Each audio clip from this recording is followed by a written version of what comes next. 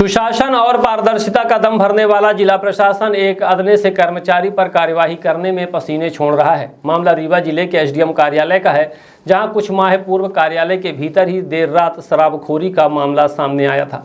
घटना का video viral होने और रंगे हाथ सबूत मिलने के बाद भी आज तक आरोपियों पर कोई कार्यवाही नहीं हुई, जिससे एसडीएम अनुराग तिवारी की कार्यप्रणाली पर गंभीर सवालिया निशान खड़े हो रहे हैं।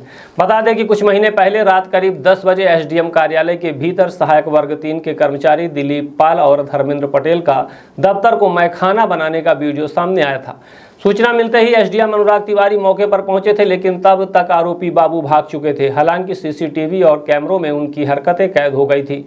घटना के बाद एसडीएम अनुराग तिवारी ने सख्त लहजे में कड़ी कार्यवाही की बात कही थी। आनन फानन में दोनों कर्मचारियों को कारण बताओ नोटिस जारी कर 24 घंटे में जवाब मांगा गया था, लेकिन विडंबना देखिए कि 24 घंटे आज तक पूरे नहीं हुए। महीनों बीत जाने के बाद भी प्रशासन यह स्पष्ट नहीं कर पाया कि उन कर्मचारियों पर क्या कार्यवाही हुई या उन्हें अभय दान दे दिया गया। इस मामले को लेकर समाज सेवी और वरिष्ठ अधिवक्ता बीके माला ने तीखी प्रतिक्रिया व्यक्त की है। उन्होंने कहा कि इतने स्पष्ट साक्ष्यों के बावजूद निष्पक्ष जांच और कार्यवाही न होना बेहद दुर्भाग्यपूर्ण है।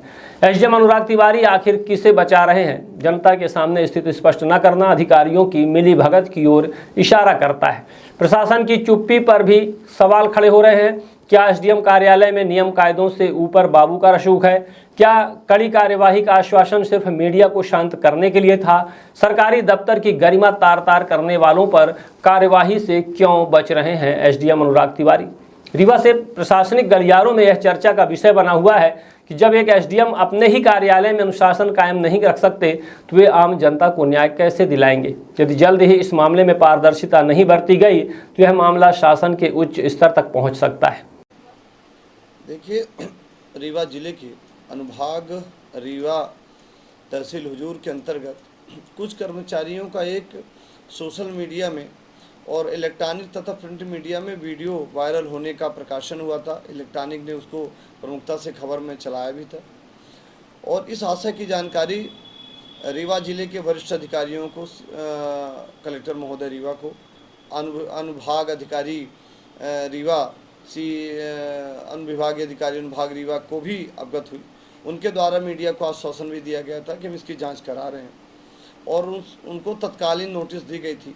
और नोटिस के बाद उन कर्मचारियों पर क्या कार्रवाई हुई आज दिनांक तक किसी के संज्ञान में नहीं है। 48 घंटे के अंदर कार्रवाई करने का आश्वासन दिया गया था।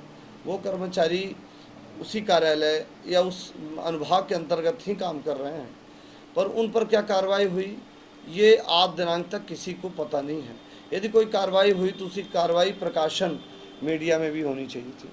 क्या हुआ, न्याय संगत क्या था, सही गलत क्या था, ये सही था कि गलत था, कि वो क्या कर रहे थे, वो अपने दैनंदिन जीवन में आप कार्यालयीन टाइम में क्या कर रहे थे, कुछ भी घटना रही हो, उस घटना के परिप्रेक्ष्य में जिस किसी शिकायतकर्ता ने, किसी व्यक्ति ने, किसी संगठन ने या किसी मीडिया ने उनके संज्ञान में लाया तो उसकी जानकारी सबको होनी चाहिए।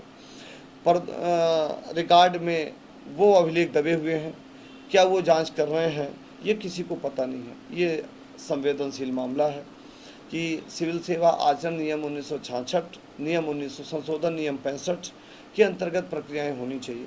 कर्मचारियों को भी ये ध्यान में देना चाहिए कि ऐसी वारदातें कार्यालय भी एक सार्वजनिक स्थान है जो पब्लिक प्लेस के रूप में माना जाता है और गवर्नमेंट के रेगुलेशन के अंतर्गत आता है।